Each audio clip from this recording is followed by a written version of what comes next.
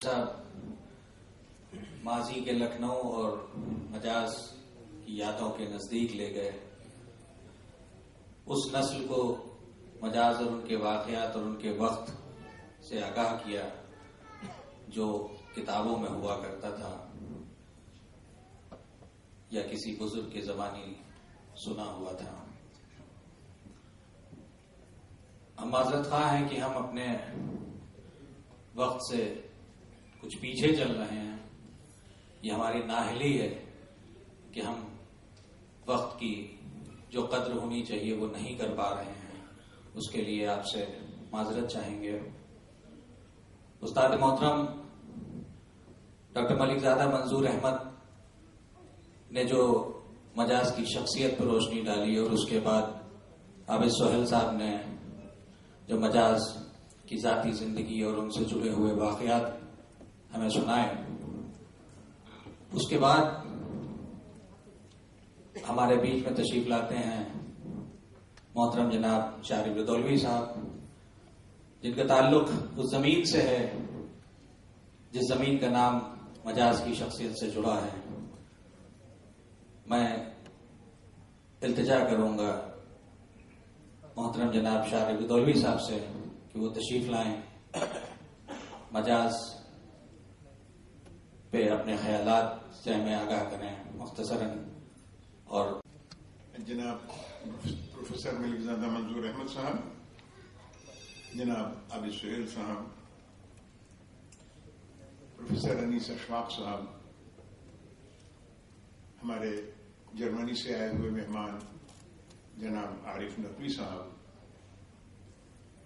رمیش دیوشی صاحب، انور جلال پوری صاحب، ہمارے نوجوان ساتھی اور آرگنائزر ہیمانشو، آرزو، عابد صاحب اور ان کے تمام ساتھی، لکھنؤ سوسائٹی سے متعلق اور نوجوان دوستوں اور ساتھیوں. مجاز کے بارے میں اچھی خاصی گفتگو ہوئی. میں سب سے پہلے آپ کا وقت زیادہ نہیں لوں گا. مجھے احساس ہے کہ یہ جو دیر ہوئی اس کا ایک سبب میں بھی ہوں، اس لیے کہ میں یہاں تاخیر سے پہنچا، اور میں تو تاخیر سے نہ پہنچتا، لیکن آج کی شام آپ جانتے ہیں کہ دیوالی سے پہلے کی شام ہے اور راستوں پر ایسا جام ہے کہ قدم بڑھانا مشکل. اس وجہ سے یہاں تک پہنچنے میں تھوڑا وقت لگ گیا. میں اس کے لیے تمام آرگنائزر سے اور آپ سب سے معذرت چاہتا ہوں. اور اس سے پہلے کہ میں کچھ مجاز کے بارے میں عرض کروں، آپ سب کو دیوالی کی شبھ کامنائیں پیش کرتا ہوں. حضرات،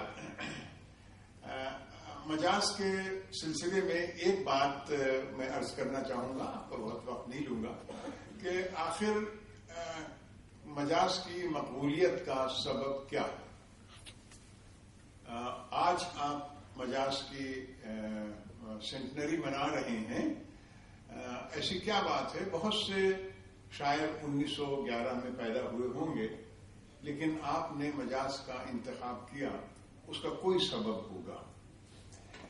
دیکھیے، یہاں پر بڑی خوشی ہوتی ہے میں جب اس ہال کی طرف دیکھتا ہوں کہ بہت سے نوجوان ساتھی اس ہال میں دکھائی دے رہے ہیں.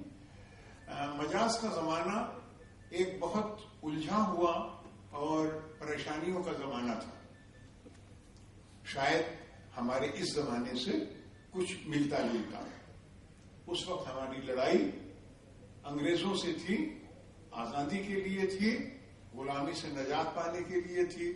اس لیے ہمارے شاعر اپنا قلم لے کر اس جدوجہد میں شریک تھے، انقلاب کا نعرہ بلند کر رہے تھے. اس میں مجاز بھی بہت آگے تھے. آج کا زمانہ اگر ہم دیکھتے ہیں تو اسی طرح سے پریشانی کا، دہشت گردی کا، نفرتوں کو پھیلانے کا، ملکوں میں فساد برپا، امن نہیں، نوجوانوں کے لیے مستقبل کا کوئی بہت اچھا راستہ نہیں. مجاز بھی اسی کا شکار تھے.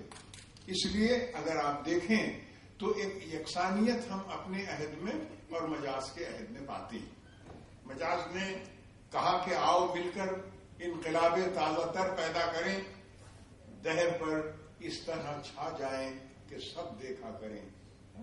مجاز نوجوانوں میں مقبول تھے, بڑوں میں مقبول تھے, یونیورسٹیز میں مقبول تھے, صرف اس وجہ سے کہ مجاز کی جو زبان تھی اور مجاز کی جو فکر تھی, جو تھنکنگ تھی, جو تھاٹ تھا مجاز کا, جو گہرائی تھی ان کے اشعار میں, وہ ایسی تھی جو سن کر لوگوں کو متاثر کرتی تھی.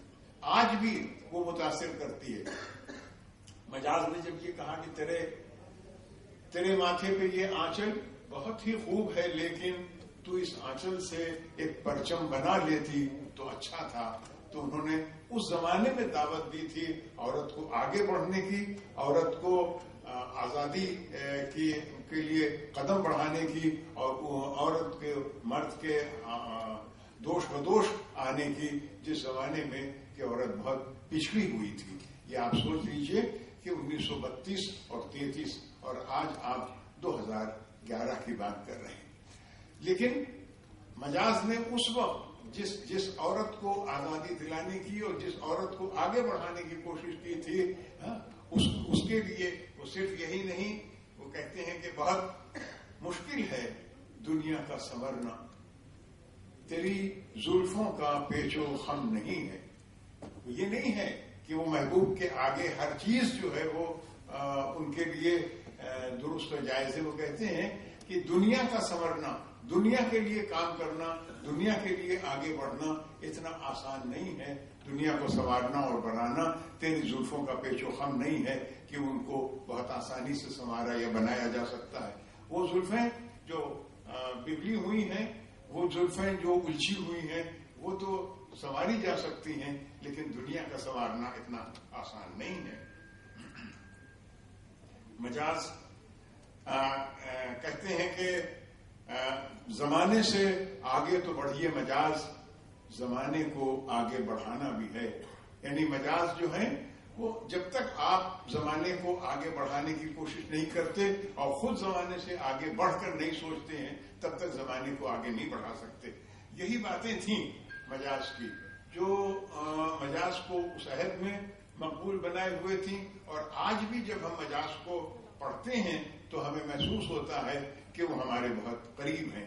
میں چند شعر آپ کے سامنے صرف اس غزل کے پیش کرنا چاہتا ہوں جو مجاز نے 5 دسمبر کو سفید بارہ کے مشاعرے میں, جس کا حوالہ ابھی عابد سہیل صاحب دے رہے تھے, پڑھی تھی. وہ اشعار آپ سنیے مجاز کے کہ بہت مشکل ہے دنیا کا سنورنا, تیری زلفوں کا پیچ و خم نہیں ہے, بہیں سیل غم و سیل حوادث, بہیں سیل غم و سیل حوادث, میرا سر ہے کہ اب بھی خم نہیں ہے, بہت کچھ اور بھی ہے اس جہاں میں, یہ دنیا محض غم ہی غم نہیں ہے. یہ مجاز کا کہ جو اصل تصور ہے زندگی کا, وہ آپ ان کی اس آخری غزل میں جو انہوں نے پڑھی تھی محسوس کریں گے. حضرات, کہنے کی باتیں میں نے کوئی مجاز کے سلسلے میں ان کی شاعری یا ان کے بارے میں کچھ کہنے کی اس لیے کوشش نہیں کی کہ اتنا وقت نہیں ہے. ابھی ہمارے پروفیسر انیس اشفاق صاحب تشریف فرما ہیں اور عارف نقوی صاحب, اور اس کے بعد اس مشاعرہ بھی ایک ہے جو آپ سنیں گے جس کے لیے آپ کو بے چینی ہوگی. لہذا میں اپنی گفتگو ختم کرتا ہوں اور پھر ایک بار لکھنؤ سوسائٹی کے اراکین کو اور آپ سب کو مبارکباد دیتا ہوں کہ آپ نے صبح 9 کے اس شاعر کو یاد کیا اس شہر نگارہ میں جہاں کے ہم اس وقت بیٹھے ہوئے ہیں. بہت بہت شکریہ.